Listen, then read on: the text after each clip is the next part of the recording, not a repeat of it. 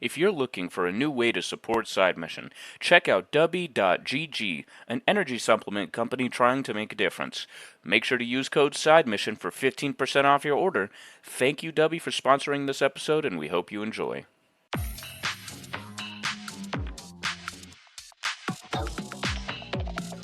Welcome into the newest episode of Side Mission. Like always, I'm your host, Rusty Ellis, joined by the boys, Kyle and Matt. And today we are talking about the first of, three this year, boys? Three fighting games? That seems like a major oversaturation of a genre, and in some cases it's great. So, Street Fighter 6. And I don't think that the three of us, I don't think anyone here had a lot of Street Fighter experience. Kyle, I don't know if you did. I know that most of us, the three of us, we primarily play like Mortal Kombat, Injustice. We stick to those two typically.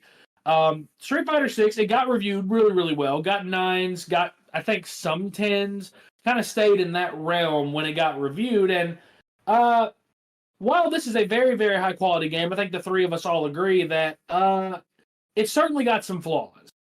And it's a quality fighting game, but I'm not sure that, and this is my problem with review scores, not sure that a lot of those reviews accurately painted the picture of some of the flaws within this game. So we'll go ahead and jump right in. Kyle, we'll get the low-hanging fruit out of the way. The story mode is bad. It's bad. It's not why you play Street Fighter, but the inclusion of the World Tour mode, there's a lot of things in it that I'm just like, why exactly are we doing this way? And it's from the amount of time that your character has to pull up their phone to read 18 text messages from one person, or having to have tickets to go to the different parts of the world instead of just letting us go to and from as we please, to the whole ambushing system that you have to deal with, where if you go out at night, just be aware you're going to get ambushed by about 25 NPCs before you're able to get to where you need to get in the story for whatever chapter you're in. There's just a lot of issues with this mode, and it's fun at first, but after a while the cracks start showing and you really can't look at it the same way again. Yeah, I agree. I think that when we first heard about this game, our biggest thing was it's going to be an open world type story mode, and that's new for fighting games. I mean, most fighting games have, just cutscenes in between the fights, or, they're not really that open world. But this game really promised a lot, and I think it was a good try, but maybe next time, I don't know, don't have so many little annoyances in there, because they build up very quickly. Like we said, the ambushing thing is the biggest problem with the open world stuff, because you can just be walking around. And I think that it's really cool that you can fight anybody you want, but at the same time, NPCs can randomly just come up to you and fight you, and also they can join battles. Like while you're in the middle of fighting, other NPCs can just keep jumping in. You end up fighting, 20 guys before the battle ends. And it's way too much. I think that, you should have just left it at us challenging other characters. Or maybe, have certain areas of the game that, come up with a warning and it says, you will get ambushed in this area. Don't just have it be anywhere in the open world where somebody can just come up to you and, ambush you, because it's really, really annoying. Yeah, I think that the whole being able to fight anybody anywhere, it's a cool idea. It's a really interesting idea. And at first, you have a lot of fun with it. Like, I remember when we were all alone, we were just talking about running up to this, this old grandma on the street Yeah. that's like level 3, and you just whip her ass for whatever reason as your created character. And it's fun for a while at first, but after a while, again, when you realize like how shallow the story is, you almost kind of want to just speed past everybody and not even worry about that. And it kind of loses its shine quite a bit. The other thing that I really had an issue with, and then I'll go to you, Matt. I had an issue with a lot of the named character fights. A lot of them in the story, in the World Tour mode, a lot of them are horrifically unbalanced.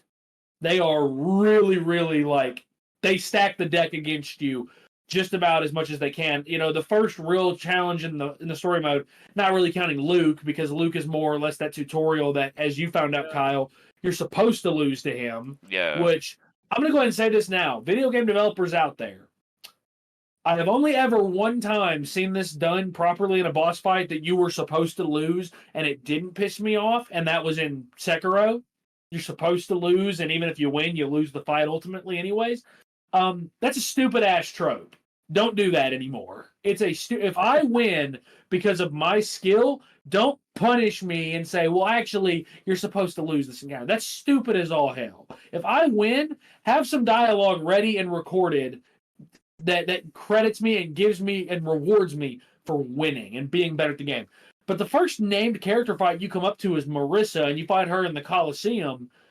And even if you're over leveled, like I was level, I think 21 when I fought her. I spent a lot of time fighting random NPCs. She was level, I want to say 15. And she did like quadruple damage compared to me. And she had like twice my health. And for every 8 hits that I got in, she would do 1 hit and would do somehow more damage than all 8 of those hits I did. And I think that is horribly unbalanced. And again, why do we have that leveling system? Why is that there if it doesn't matter? Because it doesn't feel like in this story mode, it doesn't feel like that level at all matters one bit. It doesn't feel like it matters, because I've fought plenty of NPCs that were significantly lower level than me, and they put up a fair challenge because I'd play stupid. I fought NPCs that were much higher than me, and I would beat them without a sweat. So there's a lot of balancing issues in this world tour mode. And again, Matt, just one of the many issues. I know you were not a big fan of this either. No, I was not. It's actually one of the things that kind of created a roadblock for me as far as continuing the story. I'm at the first, I guess you want to say amateur tournament, and like the first guy you go up against, like I'm higher level than him, but this dude, like the AI is cheap. Like it spams the grabs constantly. It's like playing against Kyle when he's not really playing. I don't even think Kyle plays that cheap. I mean, listen, we all know and love Thacker. Oh, he 100% plays like that. Oh, yeah. Hey, you see that wall over there? Yeah, I'm going to back you up into that and just constantly mash buttons so you can't do anything. Yeah, and that's annoying because, again, like, that's not, like, you're not getting rewarded for being good. It's just, the AI is just playing cheap. Yeah. You know, that's actually one thing I wanted to bring up is, like, in this game during some of the tutorial sections, like, it encourages you to push the enemy against the wall. I was like, man, the person who created this tutorial is probably just a cheap-ass player who said, no, I encourage this, actually. Yeah, no, talking about some of the main character fights, like, there are times where I feel like I'm supposed to lose, but then there are, like, you know, times I feel like, should I be able to beat him? Like, what's going on? Because, I mean, you get a cutscene specifically stating that, you know, they beat you. But then it's like, I want to be able to re-challenge them at that point, but it doesn't really technically even give you that option to re-challenge them. So I guess, in a way, it's like, yeah, I guess I am supposed to lose this. And it's just not very encouraging that I want to keep going in the campaign, which is very... I want to say that it is very much like, if you've ever played a Yakuza game, you kind of know how the open world structure works. It's kind of like that. And Capcom definitely has its quirks. Like there's just some cutscenes where it just feels so like quirky and it just feels so comical. Like when I first met Blanca, there's this idol character who's basically wearing you know, this a mascot costume, mascot costume of him. That whole cutscene, I was just like, what? It's just what? And then like, one thing I will say that I do like about the main characters, the fighters, is that when you do get their stances, I think it's cool. Some do work, some do not. Blanca's does not work. My main character being this giant masculine man, looking like having Chun-Li's move pool. Or, like, I'm thinking like, I'm like, bro, you are like, you're doing these JoJo poses, and I don't like it very much. Not with your stature, bro. That just didn't work for you. It's like, yeah, no, Yeah. like the way you're arching your back. I'm like, there's no way that's comfortable. For There's real. there's no way that's comfortable at all. Yeah, Bro's doing pointed feet like ballet. yeah. One thing, what I really hated though about the whole you can't beat these guys is why did they do it to us every single time we met a named character? It was like, go ahead and fight them. Like, why? Yeah. At a certain point, I just didn't even touch my controller. I just looked at my phone until they beat me because I was like, I'm supposed to lose this. Why the fuck would I even pick up my controller and try? There's no point. I'm just gonna get a cutscene after this. It's stupid to do that over and over. One time, I get it because like when you first meet Luke, he's a master. He's training you. If I just came in with nothing and I beat him, I'd be like, "Wow, you're training me, really?" But like every Well, other like, time, you beat Marissa, but look at the effort you yeah, had to put in to beat her. yeah, for real. Like it was ridiculous. When I'm supposed to lose, only why do that so many different times? It makes me want to stop playing the story, to be honest. Like, make them a challenge, sure. Make the named characters, like, make them some of the harder fights, but don't make them just cheap. I don't want to say bullet sponge, but don't just make them like tanky, tons of health. Don't do that. Like, at least make the fight fair. And that's kind of another thing I didn't love about. Forgive me, folks, for calling it story mode, because really, that's a disservice to every other story mode in a game ever. World Tour. World Tour, because there's not much of a fucking story here. That's like the one thing I don't love is I don't love the vitality system at all. I don't like it. I don't like your character having a set number of health, and if you run low you have to go buy a meal to eat. I don't like that system, and again, I wish it was just health bars like normal. I wish it was just like a normal fighting game, like how Mortal Kombat does their stories, how Injustice does their stories. I would rather it just be like, hey, here's your health bar. It's a normal size health bar, just like every fighter in the game. And, you can have defense and offense stats and all that. I mean, every fighter does. We just don't necessarily know them off the top of our heads.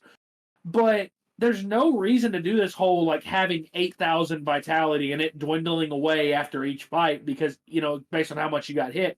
I don't think that system works at all. And then, finally, one of the biggest problems in the World Tour mode, and it's something that from the gate, from the jump, it's very clear how shallow it is.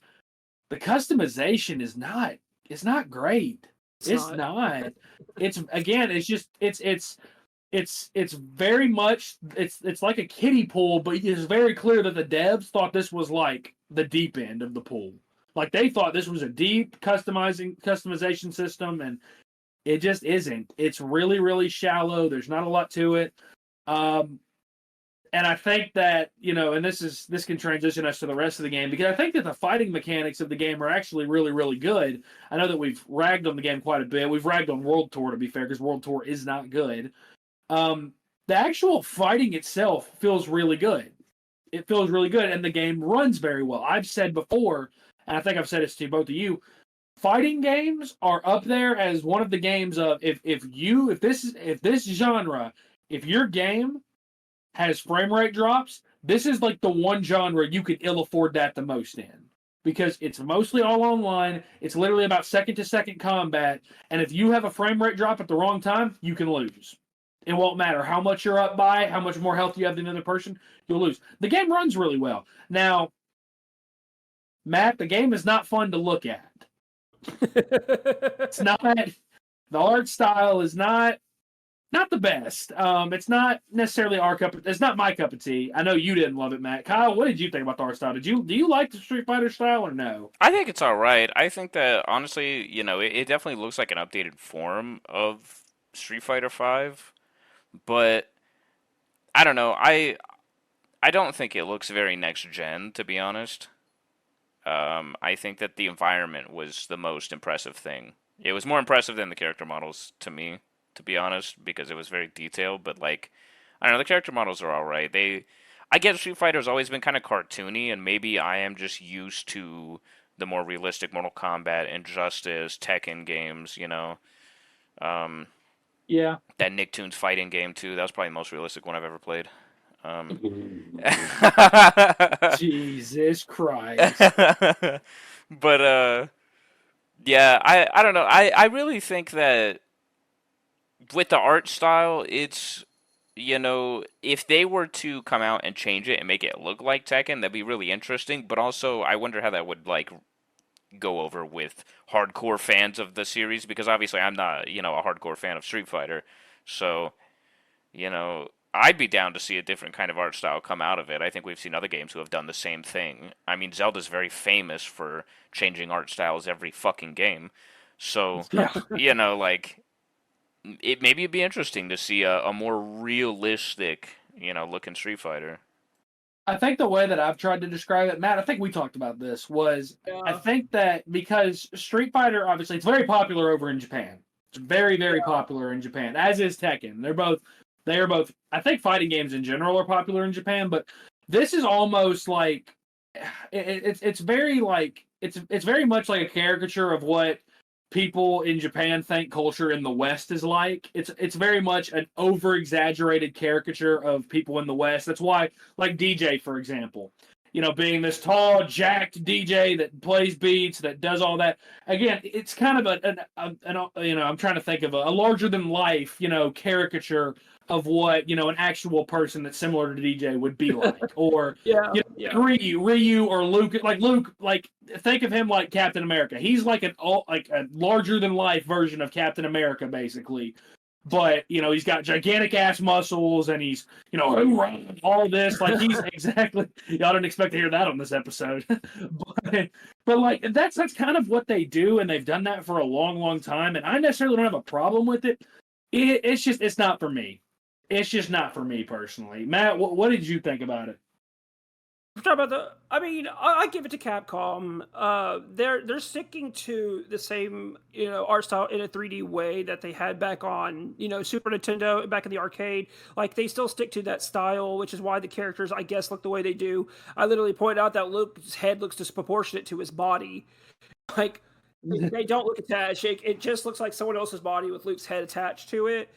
Did anybody else But get distracted by like how big some of the muscles were? I kind of got distracted by that. I don't know why. Like I would just be sitting there like, damn, this dude's arms are fucking huge. these guys could give Chris Redfield a run for his money. But it's like I understand why the game's art style is the way it is. Like I said, it's very traditional Street Fighter, sticking to the more arcade style, but in a 3D setting. So it's not like I would like to see something new, back like what you said, maybe a little bit more realistic body types and like more proportions and like, but keep Chun Li's thighs, man. Keep Chun Li's thighs. Hey, thick thighs save lives, man. You heard it here first, man. Exactly. I will say, and this is where it really gets frustrating. I feel like all the characters, for when they do have lines, I feel like they're well voiced. I feel like they're all well voiced. Like, Yeah. I didn't. It also it just kind of brings to light another thing in World Tour that's just kind of weird. And again, I hate that we keep going back to that, but like, why are there some cutscenes with no voice acting? That's weird. Like, I can't be the Yeah. only one that thinks that's weird. Yeah, I definitely did not like because like if you're gonna go in and voice all of the cutscenes, why would you not also voice these individual like where it's showing different camera angles for characters when you're having a like mini cutscene, I guess, just dialogue. But why would you not voice that? When other times I'll have that same sort of mini cutscene dialogue. And it's voice acted. I'm like, what the fuck? Why wasn't the one before voice acted? That doesn't make any sense how you have half of them that are and half of them that aren't. When the voice acting is pretty good. And that's that, but that's like the thing that's really weird is like, Nintendo does that. We rip Nintendo for that quite consistently about how, like, in Tears of the Kingdom, there was only voice acting in the really big cutscenes. Now, to be fair, if you took all the really big cutscenes and you tied them all together, it's probably a pretty good chunk of the game. It's a pretty good chunk of the game for Tears of the Kingdom. Yeah. Here, it feels like there's just not much voice acting at all. Like, now, the small sample size we get is really good, but it's hard to really judge it fairly almost because we just don't get a lot of it. Now, as far as positives, I do want to say I thought the stages specifically looked really good. I think the stages have a lot of personality. They all feel different. They all feel unique. There's no two that really feel all that similar. I thought those were good. And then I feel like, despite the fact that it's really, really hard, and that's how a lot of fighting games are because I'm not good at them, I feel like the actual core fighting mechanics of this game are really, really good. They're really tight, and it's one of those where, because of the challenging, and if you've never played a Street Fighter game before, there's probably going to be a steep learning curve here for you, because I don't really know what it is. And Kyle, maybe you can tell me, because I know you spend a lot of time on Mortal Kombat and Injustice, a lot more than me and Matt do, because me and Matt both suck at it. We talked about, people out there listening, y'all have no idea, whenever we've had like ties on stuff that we voted for, we've talked about having Mortal Kombat tournaments, and we just give Kyle whatever it is he voted for, because we not subject ourselves to that. So, Kyle, I can't put my finger. Am I weird for thinking that this game, the fighting does feel different from those games? No, it definitely does. It definitely feels like a more like arcade style. I think that's how it's, Okay. how it's built. Like, I don't know, the modern controls were alright. They were a little bit confusing. Because like sometimes I don't know. I think that I would have preferred the classic, but then I tried the classic and it was just way too complicated. And I was like, dude, why are both of these confusing? I don't know. Maybe I just suck at Street Fighter. I wasn't really the biggest fan of it, growing up. I think that I always kind of geared towards the NetherRealm games because I don't know, the fighting styles are a little bit easier to control. The combos are a lot more easy to remember, and I feel like they're a lot more fluid. This game, I think, relied heavily on nostalgia for the franchise, and I give them credit. They tried with the World Tour, and I would like to see that make a comeback and then fix everything that we complained about. Maybe focus a lot more on the World Tour than on the arcade mode, because it feels like they focused more on the arcade mode than they did the World Tour, and it was like, why even include it then at that point? Just release it, with a regular story that's not open world, and if all you want to focus on is the arcade play, you know? Yeah, and that's kind of my big thing is, for someone who's not played a lot of Street Fighter, it was really, really difficult for me to try to sit there and put time in on these combos, because it feels like, again, I'm almost just mashing buttons hoping that I learn something, because I'm sorry, folks, anyone out there listening that memorizes combos for a couple dozen characters, you're weird, first of all, if you do that. You need to go touch grass. You need to go find a job or something. You probably need a shower. Let's be real. I don't know, man. Like, I especially when we got the different styles and the different stances, I felt like I was just struggling. Like, Luke's was pretty basic and was pretty simple, but I had a hard time understanding the different styles of the fighters, especially in the arcade mode. So, like, there was the standard, which I think was like Ryu and Luke, and I think maybe one other character in there. And like, I used them, and I was like, okay, this is fine. This is relatively simple. I can do this. Now, of course, I wanted to branch out and try other characters. I picked up Dhalsim just randomly because I hit random, and I got my ass handed to me in 2 rounds. And I had no idea what I did wrong. I thought I was doing combos, and it turns out I wasn't. So, again, could more or less be just me being bad at the game. I'm completely open to that. But it just felt like there wasn't really much explanation of maybe how to, pick up certain characters, how to play certain characters. It just kind of felt like there wasn't much hand-holding here. And I feel like that a little bit of hand-holding could have gone a long way for this, especially for newer players. I think games like this, that's the best part about fighting games, I feel like, is in most cases, not going to be the case with Mortal Kombat 1 here in a few months.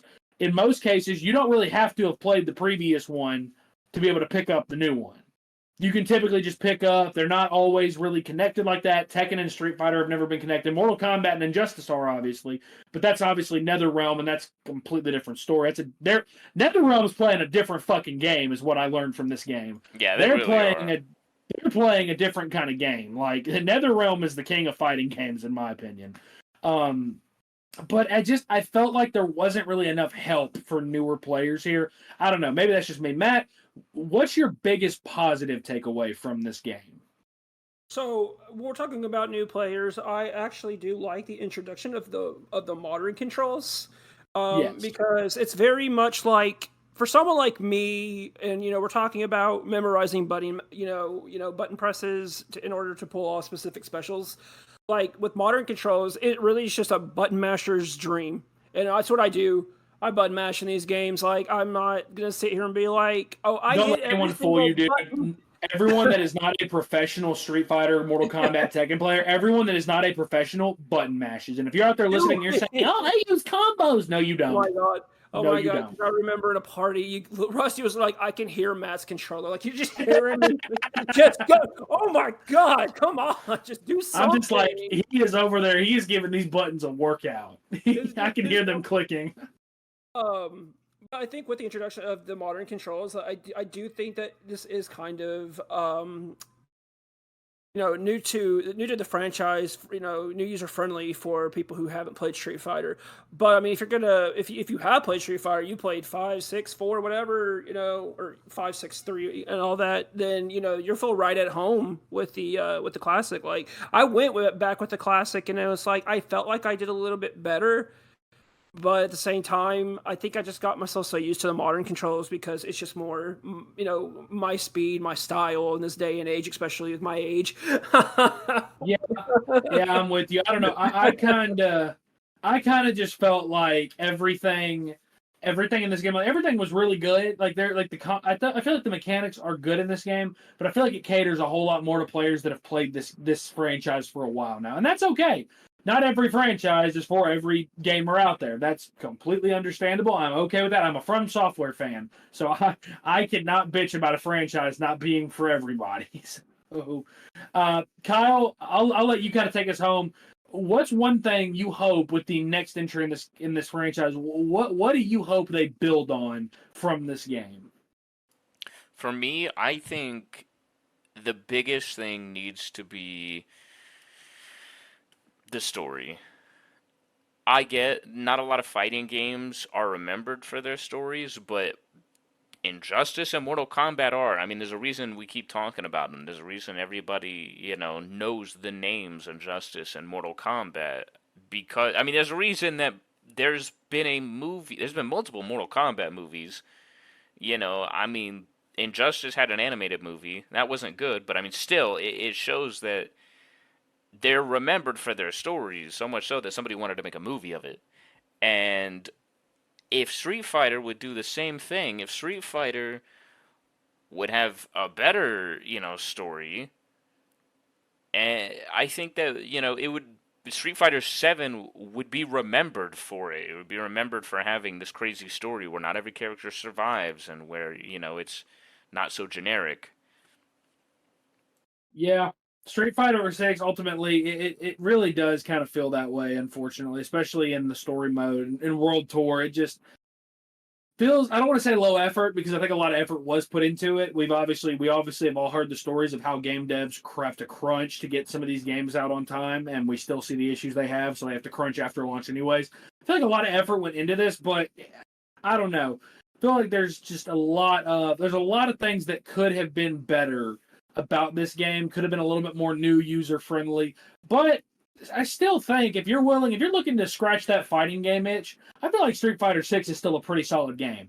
And as someone who doesn't love spending full price on games, I can see enough there in the Battle Hub, which we didn't even talk about a lot, is the online system. And I think that the problem with that is, it's a little convoluted how you can get matched up with your friends. And then for some reason, Kyle, when you and Matt fought, I couldn't watch your screen share. I don't know why that happened. That was kind of freaking weird. That was really, really dumb. So I don't know. Like, I think that there's a lot to improve on here, and there's a lot of really good stuff as well. So I think that, the big thing is it's a quality game. You're looking to scratch that fighting game itch. I think this is a good game for you. And if not, you've got 2 other games coming on the horizon with Mortal Kombat 1 and Tekken, coming later this year as well. So that is a good spot to wrap up. So that is going to do it for this episode of Side Mission. Be sure to follow us on Twitter at Side Mission Pod. You can follow us on Facebook as well at Side Mission Podcast. For the boys, for Kyle, for Matt, I'm Rusty. Thanks for listening.